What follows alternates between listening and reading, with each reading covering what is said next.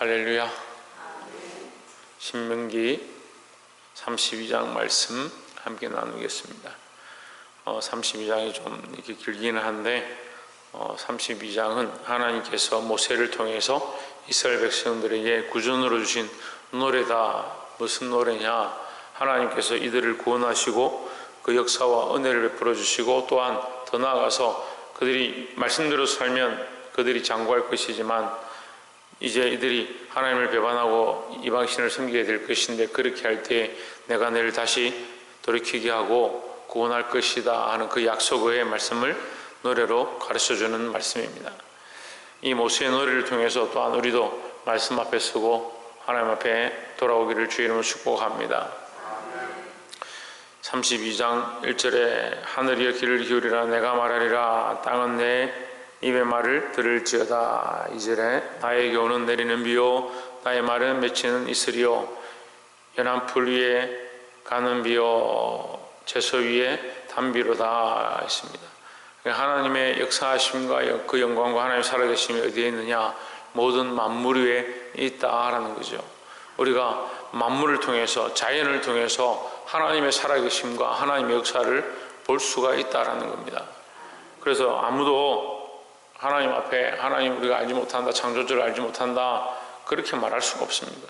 자연 만물을 통해서, 온 우주의 만사를 통해서 하나님께서 살아계심을 보여주고 있고, 특별히 인간들은, 사람은 모든 만물에 참 뛰어납니다. 그래서 만물의 영장이라고 하는데, 사람이 뛰어난 것은 결국 하나님이 이 사람들을 지으셨음에 대한 그 모습을 가르쳐 준다라는 거죠.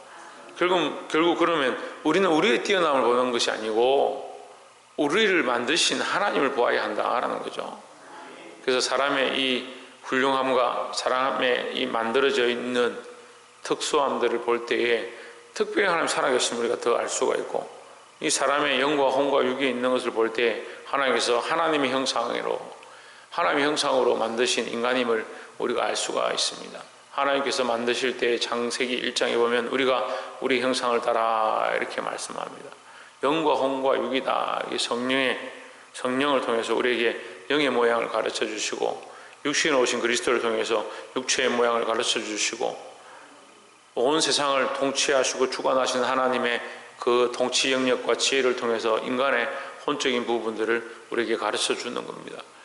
그래서 사람의 이 완전한 모습, 인간은 완전하지 않죠. 죄로 말미암아 완전하지 않지만 우리의 창조된 모습들은 온전하다. 그래서 이 모습이 결국 하나님께서 당신의 형상으로 창조하신 은혜임을 우리가 알 수가 있다라는 거죠.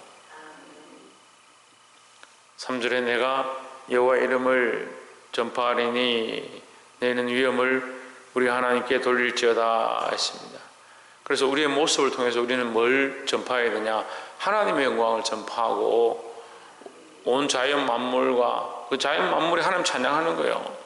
우리가 알지 못했을 때는 슬플 때는 새들이 우는 것처럼 보이고 자연 만물이 우울하게 보이지만, 사실 그 속에 그 자연 만물들이 뭘 하느냐? 하나님의 창조하심을 노래하는 겁니다. 그럼 우리도 우리 인생을 통해서 하나님의 영광을 드러내고 하나님의 살아계심을 표현하고 찬양해야 될 것이다 라는 거죠. 4절에 그는 반석이시니 그 공덕이 완전하고 그 모든 길이 공평하며 진실무망하신 하나님이시니 공의로우시고 정직하시도다 했습니다. 그래서 결국 하나님은 우리를 인도하고 계신 이 모든 것들이 완벽하다, 완전하다라는 거죠. 그러니까 내 계획대로 가지 말고 하나님의 말씀대로 걸어가고 하나님의 영광을 드러내는 그런 삶으로 나와야 될 줄 믿습니다. 또한 두 번째 나눌 말씀은 15절에 그러한데 예수르니 살찜에 발로 찼도다. 내가 살찌고 부대하고 윤택함에 자기를 지으신 하나님을 버리며 자기를 구원하신 반석을 경홀히 여겼도다 했습니다. 살쪘다. 예수르니 살쪘다.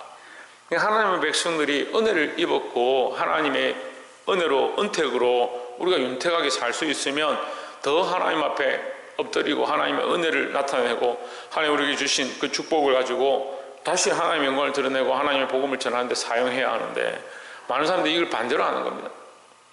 어려울 때는 하나님 더 붙잡고 하나님 도와주십시오 해놓고 좀 괜찮아지고 살만하면, 좀 역사적으로 그렇죠. 우리나라가 힘들고 어려울 때는 70년대 여의도 광장에 모여서 제대로 한 끼도 먹지도 못하는 사람들이 며칠씩 금식해 가면서 나라와 민족을 위해서 100만이나 모여서 기도했습니다.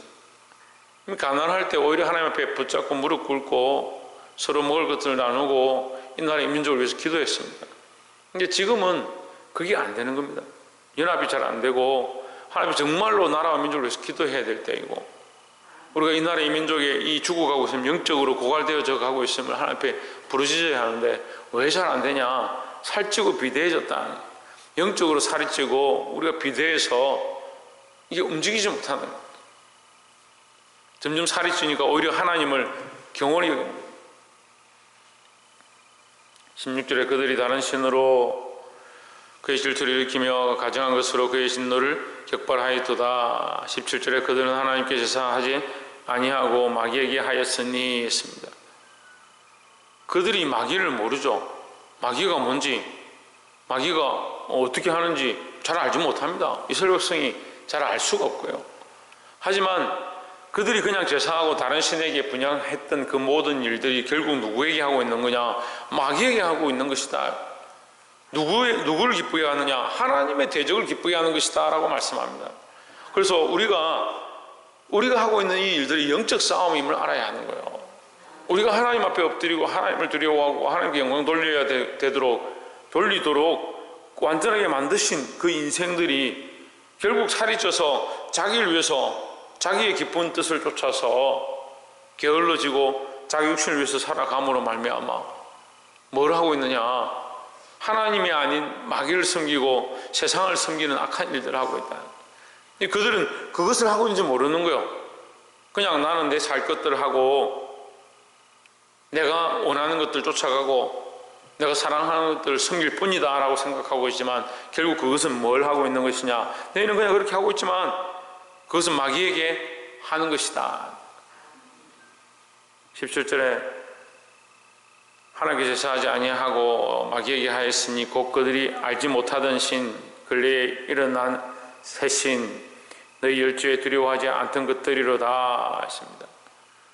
너희 조상들은 쳐다도 보지 않던, 그들을 쳐서 멸망시키고 불태워버렸던 그런 신들을 너희가 섬긴다. 왜 그러느냐? 너가 알지 못한, 배가 부르고 살이 찌고 살만하니까 오히려 하나님을 떠나고 다른 것들을 쫓아간다. 그것이 결국 영적으로 마귀가 원하는 길로 가고 있다는 사실을 너희는 왜 알지 못하느냐? 사랑하는 성도 여러분, 우리가 이 영적 분별력들을 가지고 어떠한 것이 하나님 기쁘시게 하는 것이고 우리가 어떠한 목적들로 세워졌고 하나님 기쁘시게 하기 위해서 우리가 어떤 삶을 살아야 될까? 그래서 내가 지금 살아가는 오늘 하루가, 내가 살아가는 이 일주일이, 내가 살아가고 있는 이 인생이 하나님을 기쁘시게 하는가, 마귀를 위한 삶인가? 늘 분별하고 하나님 기뻐하신 길을 선택하고 하나님께 영광 돌리는 삶을 사시기를 주의 이름으로 축원합니다. 마지막 세 번째로 39절에 이제는 나 곧 내가 그인 줄 알라. 나와 함께하는 신이 없도다. 내가 죽이기도 하며 살리기도 하며 상하기도 하며 낫게도 하나니 내 손에서 능히 건질 자가 없도다. 다른 신이 없다. 다른 것들 섬겨서 아무 소용이 없다. 다른 것들을 바라볼 필요도 없고 다른 것들을 섬길 필요도 없다라는 말씀을 하는 거죠.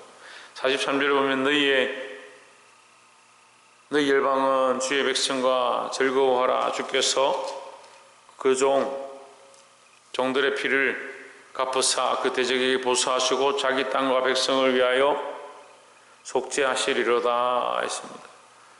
자, 이게 참 그래도 은혜가 되는데요.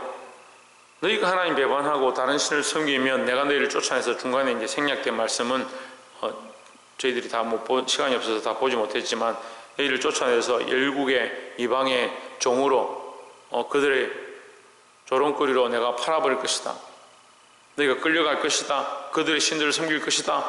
하지만 결국 너희를 다시 구원하고 일으키는 것은 누가 하느냐? 하나님이 하시겠다라는 거죠. 그래서 구원은 누구에게 속합니까? 하나님께 속하는 겁니다. 구원이 하나님께 있고 하나님의 전적 은혜임을 우리가 보아야 될 줄 믿습니다. 그러니까 다른 데 길이 없는 거예요. 다른 방법이 없는 거예요. 오직 예수 그리스도를 통해서 하나님께 가는 길밖에 없는 거예요. 근데 세상은 자꾸 다른 길들을 가르치는 겁니다. 다른 것들에 속는 겁니다. 재물과 복이 하나님께 가는 것인 줄, 더 좋은 것인 줄 착각하게 만들고, 세상에 눈에 보이는 사람들을 섬기는 것이 하나님께 가는 길인 줄 착각하게 만드는 겁니다. 우리의 구원은 여호와께 있는 줄 믿습니다. 오직 우리를 살릴 수 있는 분은 하나님밖에 없음을 믿습니다. 47절에 이는 너희에게 헛사가 아니라 너희의 생명이니 이 일로 인하여 너희가 요단을 건너 얻을 땅에서 너희 날이 장구하리라 했습니다. 이는 너희에게 그냥 헛되게 그냥 헛된 말로 너희에게 주는 것이 아니고, 이 말씀 자체가 뭐냐, 지금 너희 입에 주어진 이 노래가 뭐냐, 곧 생명이다.